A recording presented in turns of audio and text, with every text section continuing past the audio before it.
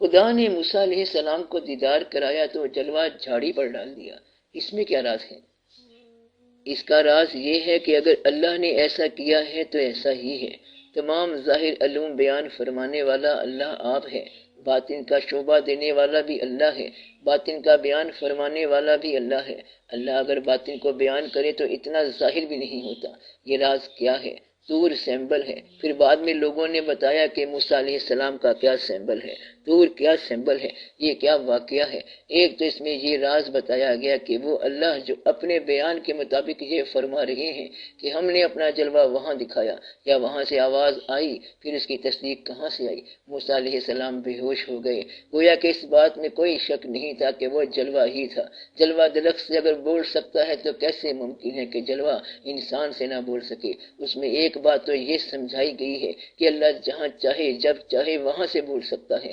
ثبوت کے طور پہ یہ بتایا گیا کہ درخت سے بولا اور تصدیق آپ سب نے کی ہے۔ ایسا ہوا، اگر ایسا ہوا تو پھر کئی دفعہ ہو سکتا ہے اور کہاں کہاں سے ہو سکتا ہے۔ تو بات یہ ہے کہ لوگوں کو سمجھ آ جائے کہ مضمون کیا ہے۔ دوسرا سمجھ آنے والا جو خلاصہ بتایا لوگوں نے کہ کوہ طور جسے آپ جھاڑی کہہ رہے ہو یا درخت، وہ مقام دل ہے، اور یہ جو دیکھنے والا ہے یا خواہش والا ہے وہ مقام عقل ہے۔ جلوے کے سامنے مقام عقل بے ہوش ہو جاتا ہے اور مقام دل جلوہ برداشت کر سکتا ہے۔ تو طور کو دل ہی کہو، اور مقام دل جلوہ برداشت کر سکتا ہے تو طور کو دل ہی کہو۔ اس کی وضاحت کچھ ہی عرصے بعد سمجھ آ جائے گی۔ اس پر جلوہ گزار دیا جائے تو قائم رہ سکتا ہے، اور یہ جو سوال کرنے والا ہے اس پر اگر جواب ڈائریکٹ آشکار کر دیا جائے تو ناممکن ہے، کیونکہ وہ ٹھہر نہیں سکتا اور اندازہ نہیں کر سکتا۔ تیسری بات یہ ہے کہ یہ اللہ کی مرضی ہے، اس کو پتا ہے کہ میں نے کتنی پاور کا بنایا موسیٰ علیہ السلام کو، اور اس کا جلوہ کتنی پاور کا ہے۔ پاور کی جھلک تھوڑی سی دے دی۔ چوتھی بات یہ ہے کہ اللہ تعالیٰ کا جلوہ دینے کے لیے جو جلووں سے منور ذات ہے وہ اور بھی ہو سکتی ہے، اللہ کے علاوہ بھی ہو سکتی ہے، جلوے کا شعبہ اور بھی ہو سکتا ہے۔ اس لیے کچھ شوق والے لوگ کہتے ہیں کہ وہ تیرا ہی جلوہ تھا یا رسول اللہ صلی اللہ علیہ وآلہ وسلم۔ مطلب یہ کہ ہم تیرے ہی جلوے کو اس کا جلوہ سمجھتے ہیں، تیرا جلوہ تیرے ہی روپ کے اندر موجود ہوتا ہے، یہ بزرگ بتاتے ہیں۔ پانچویں بات یہ ہے کہ پوچھو اس سے، کیونکہ اللہ موجود ہے، آپ کو جواب مل جائے گا۔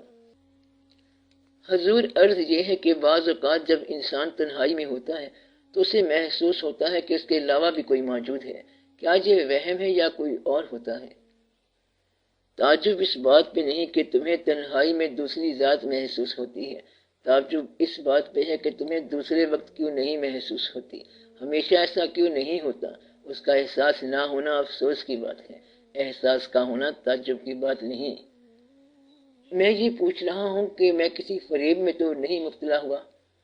میں یہ کہہ رہا ہوں کہ اس کا ہونا لازم ہے، میں لازم کہہ رہا ہوں، اور آپ کہتے ہو کہ بندہ غلطی پہ تو نہیں۔ میں کہتا ہوں لازم ہے، وہ لازم ہے، اگر نہ ہو تو پھر شور مچاؤ، مجھ سے پوچھو کیوں نہ ہو۔ ہونا جو ہے اپنا ہے، نہ ہونے کا سوال بعد میں ہوگا۔ یہ غلط فہمی نہیں ہے، یہ ہوتا ہے اور یہ ضرور ہے۔ بعض اوقات یہ مختلف صورتوں میں ہوتا ہے، ایسا کیوں ہے؟ یہ مختلف صورتوں میں ہی ہوتا ہے۔ بعض اوقات تمہارا دماغ کھلا ہوا ہوتا ہے، بعض اوقات تمہارا دل کھلا ہوا ہوتا ہے، کبھی حالات کچھ اور ہوتے ہیں، اس کے مطابق وہ واقعہ چلتا ہے۔ بعض اوقات یوں لگتا ہے کہ کوئی چیز نظر بھی آتی ہے۔ اب جب آپ یہ کہنے والے ہوگے کہ کوئی اور ذات محسوس ہوتی ہے تو جب آپ یقین میں پہنچو گے تو پھر جواب شروع ہوگا، تو وہ ہوتا ہے۔ مقصد یہ کہ آپ کا ایک دوست ہے، اگر آپ کی شادی میں شامل ہو تو کہتے ہیں خوشیاں دو بالا ہو گئی، غم میں شامل ہوا تو غم تقسیم ہو گیا، خوشی ملٹی پلائی ہو گئی، غم ڈیوائیڈ ہو گیا۔ یہ ڈویژن اور ملٹیپلیکیشن کے فارمولے ہو رہے ہیں۔ دوست ہمارے رنگ کو اپنا اور رنگ دے دیتا ہے۔ مقصد یہ ہے کہ آپ کے مزاج کے مطابق آپ کا دوست جس رنگ میں آیا، نیا رنگ ہی آیا، اس نے دل میں اور ہی رنگ بنایا۔ تو یہ جو چیز ہوتی ہے، کسی کا خیال، کسی کا عرفان یا پہچان یا کسی اور کا ہونا، یہ ہر حال میں جلوہ ہے۔ روپ انوکھے حسن ازل کے، آیا ہے ہر رنگ میں ڈھل کے۔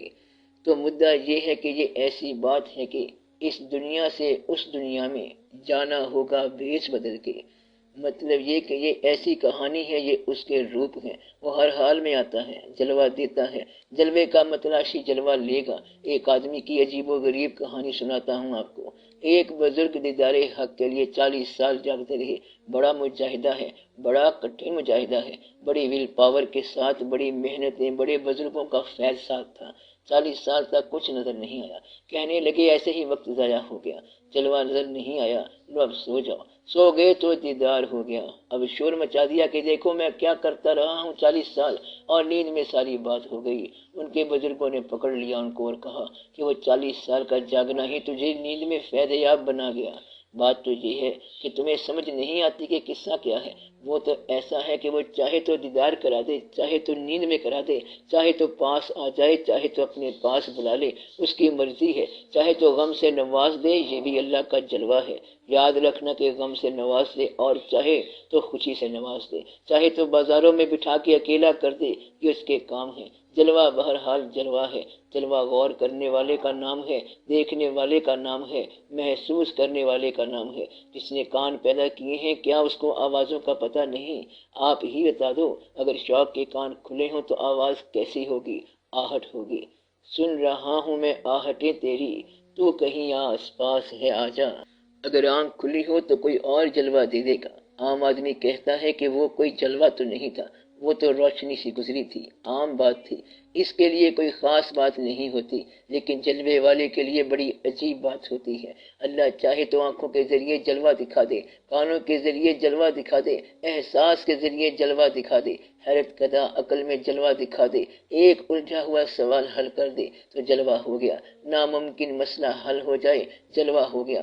جلوہ جو ہے یہ طالب کے مزاج کے مطابق ملتا ہے، اور کبھی اپنے مزاج کے مطابق عبادت گزاروں کو دیتا ہے، یعنی چکی پسا کے کہتے ہیں کہ کام ہو گیا۔ کبھی اپنے طالبوں کو اس پروسیس سے گزارتا ہے، وہ پروسیس اور ہے۔ کبھی لوگ پکارتے ہیں، جنگل میں پکارتے ہیں، جب کوئی جنگل میں پکارتا ہے تو ادھر سے ایک آدمی آ جاتا ہے کہ یہ کیا کر رہا ہے، جنگل میں پکار رہا ہے، یہ کام یوں کیوں نہیں کر لیتا؟ تو یہ ہے جلوہ۔ وہ بندہ پرابلم یوں حل کر گیا۔ ایک اور شخص کہتا ہے کہ ادھر کدھر اللہ کو پکارتا جا رہا ہے، چھوٹی سی بات ہے، یوں کر لو۔ آنکھوں کے لیے سرما چاہیے تو اس طرح سرمے سے آنکھ کھل جائے گی اور بصیرت مل جائے گی۔ اس لیے آپ جب استعداد سے بڑھ کر مانگتے ہیں تو وہ آپ کی استعداد کے مطابق آپ کے تمام قوا کو سرفراز فرماتا ہے۔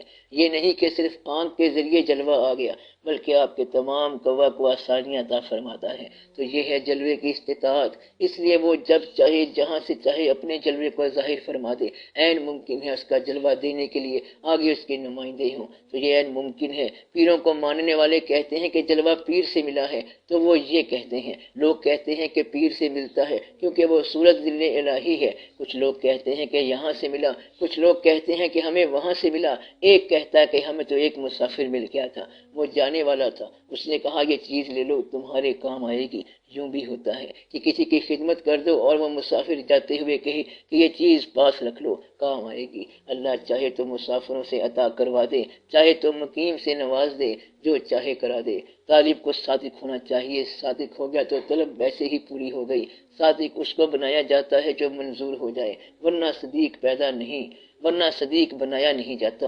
طلب صادق اس کی ہوتی ہے جس کو منزل سے نوازنا ہو، ورنہ عام آدمی سے کہو کہ پہاڑ کی چوٹی پر جا رہے ہیں تو وہ کہے گا چھوڑو، آرام سے بیٹھو، چائے وائے پیو، میرا خیال ہے پہاڑ کی فوٹو لے لیں گے۔ اور جس کی طلب میں صادق ہو تو اس کو وہ نوازتا ہے، جس کا شوق اچھا ہو اس کو نواز دیا جاتا ہے۔ اب یہ شوق کبھی ختم نہیں ہوگا کیونکہ اس کا جذبہ منظور ہو گیا۔ اگر شوق کی منزل نہ ہو تو پھر ساری ذمہ داری آدمی کی اپنی ہے۔